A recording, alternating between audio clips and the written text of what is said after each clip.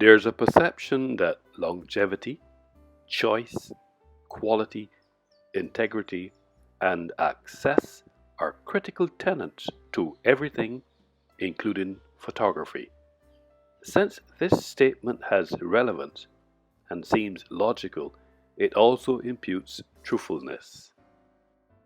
In light of the above expression, as a global citizen, my cognitive ability combined with my capacity enable me to gradually accumulate and assimilate this information to the extent that I have decided to juxtapose the same statement against the old proverb, the eyes are the windows into the soul, and a genealogy corollary is that a photo is a window into the lives of our ancestors in a cultural context. As an author, media arts specialist, licensed cultural practitioner, and publisher, the information research has made me richer in knowledge and has influenced my perception about culture and history as a result of photography. I use photography as a tool on a regular basis to tell my story through my lens. Similarly, Ralph Linton used his lens to tell his story that culture, as the way of its members, the collection of ideas and habits which they learn, are shared and transmitted from generation to another generation. Henry J. Steiner also uses his lens to philosophize photography as taking us back at least to our ancestors' habits, customs, observing social and cultural environments. Ian Savage, photography expert and author, uses his lens to state that photography connect with the world, capture history, see the beauty in your everyday life, tell your story, make you feel happier, experiment and learn history. Bob Gruen uses his lens to make the point that photography offers both limitations and opportunities when we attempt to use it as a tool for documentation, while photography would seem to be the most realistic way amongst us. This is not necessarily true. Our interpretation of what we are seeing based on the context in which we are seeing it becomes a major part of what we see. For example, a photograph is just a selection from that overall scene. Once this selection has become a photograph, it is completely isolated from the overall context in which it originally existed. Not to mention the fact that making worthwhile cultural photographs is often not as simple as clicking the shutter. However, it requires curiosity to see what is significant in the world around us and the discipline to photographically document it. It requires a thoughtful selection of what is to be photographed. The more that I navigate this topic, I am discovering that Henry J. Steiner has made a compelling statement that this era's revolutionary remaking of cameras and picture taking dramatically deepened photography's influence or culture from popular habits to expectations makes us global citizens richer in knowledge about culture and history. Because of photography, we are able to analyze, and it takes us back at least to our ancestors' habits, customs, observing social and cultural environments. Andrea Sanders' lens focuses our attention to the fact culture consists of abstract ideas, values, and perceptions of the world that inform and are reflected in people's behavior. Culture is shared by members of a society and produces behavior that is intelligible to other members of that society. Cultures are learned rather than inherited, and the different parts of a culture function as an integrated whole And this is one of the reasons why culture, according to Bartley by research, through their lens, focuses our attention on the fact that culture is the background of every human communication. Mark B. Pollard reported through his lens that cultural photography is like a subset of visual studies as one manifestation of a modern pictorial environment, a view espoused by Mary Warner Marion, an associate professor in the Department of Fine Arts at Syracuse University, New York, through her lens. Overall, cultural photography is the art of taking photos to tell about people, daily life, or a culture.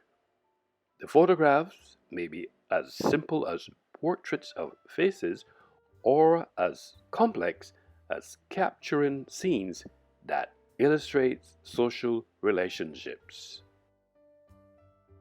Conversely, in the scheme of things, according to Wikipedia, an abstract is a brief summary of a research article, thesis, review, conference proceeding, or any in-depth analysis of a particular subject, and is often used to help the reader quickly ascertain the paper's purpose.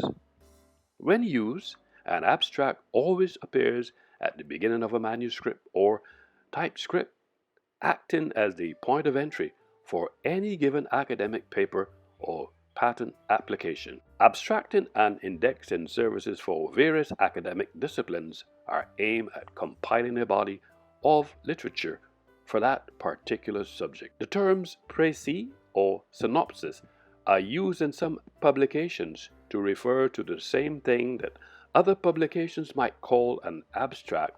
Full text of scientific papers must often be purchased because of copyright and or publisher fees, and therefore the abstract is a significant selling point for the reprint or electronic form of the full text. The abstract, in this context, will convey the main results and conclusions of this article. However, in some academic spaces, there are protocols which necessitate that the full text article must be consulted for details of the methodology, the full experimental results, and a critical discussion of the interpretations and conclusions. Now that I have established context, metaphorically speaking, I am using this academic forum in this frame from another angle through my lens as an author, media arts specialist, licensed cultural practitioner, and publisher to succinctly communicate about global citizens who are also richer in knowledge about culture and history because of photography. Photography intertwined with culture in this conversation gives rise to so many cultural questions and debates. As a matter of fact, by this definition, we should note that culture is not a material phenomenon. It does not consist of things, people, behavior, or emotion. It is rather an organization of these things. It is the forms of things that people have in mind, their models of perceiving, relating, and otherwise interpreting them. Goodnought, 1964, 36.